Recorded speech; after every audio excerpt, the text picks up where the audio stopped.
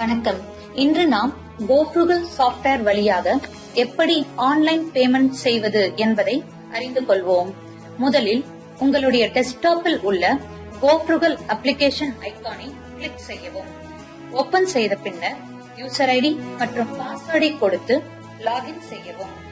பின்பு அப்ளிகேஷன் உள்ளே சென்றதும் மேலே தோன்றும் ஹெல்ப் மெனுவை கிளிக் செய்து அதில் அபவுட் கோஃப்ருகலை தேர்வு செய்யவும். தேர்வு செய்த பின்னர் தோன்றும் ஸ்கிரீனில் இடதுபுறம் இருக்கும் பே ப்ரோஃபார்மா ஆப்ஷனை கிளிக் செய்யவும். அது உங்களை ஆன்லைன் பேமெண்ட் வெப்பேஜுக்கு அழைத்துச் செல்லும். இங்கு நீங்கள் உங்களது லைசன்ஸ் விவரங்களை சரிபார்த்த பின்னர் ஆட் டு கார்ட் பட்டனை கிளிக் செய்யவும்.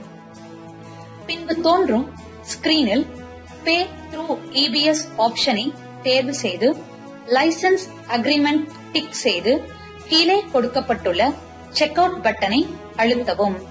நீங்கள் செக் அவுட் பட்டனை அழுத்தியவுடன் உங்கள் பில்லிங் அட்ரஸை சரிபார்க்கவும்.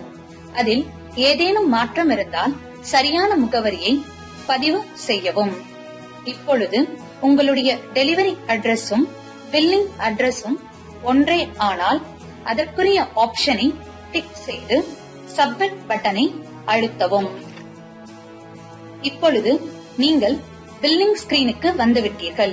இங்கு உங்களுடைய பேமெண்ட் ஆப்ஷனை தேர்வு செய்து அதற்குரிய தகவல்களை சரியாக பதிவு செய்த பின்னர் ப்ரோசீட் பட்டனை அழுத்தவும். நீங்கள் நன்முறையில் பேமெண்ட் செய்ததற்கான விவரங்களை ஸ்கிரீனில் காணலாம். மறுபடியும் கோஃப்ருகல் சாஃப்ட்வேர் உள்ளே சென்று ஹெல்ப் ஆப்ஷனில் அபவுட் கோஃப்ருகலை தேர்வு செய்யவும். பின்பு ரினிவல் லைசன்ஸ் அல்லது அப்டேட் லைசன்ஸை கிளிக் செய்த பின்னர் லைசன்ஸ் ஆக்டிவேஷன் ஸ்கிரீனில் உங்களுடைய ஆர்டர் நம்பர் தோன்றும். கீழே சிங்க் பட்டனை அழுத்தவும்.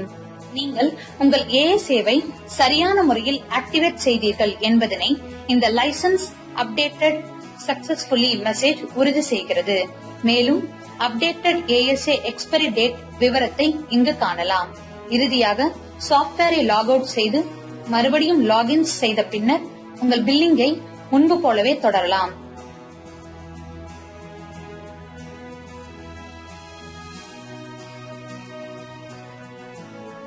மேற்படிய சந்தேகங்களுக்கு மை கோஃப்ருகல் ஆப் அல்லது லைவ் சாட் ஆப்ஷன் மூலமாக தொடர்பு கொள்ளலாம்.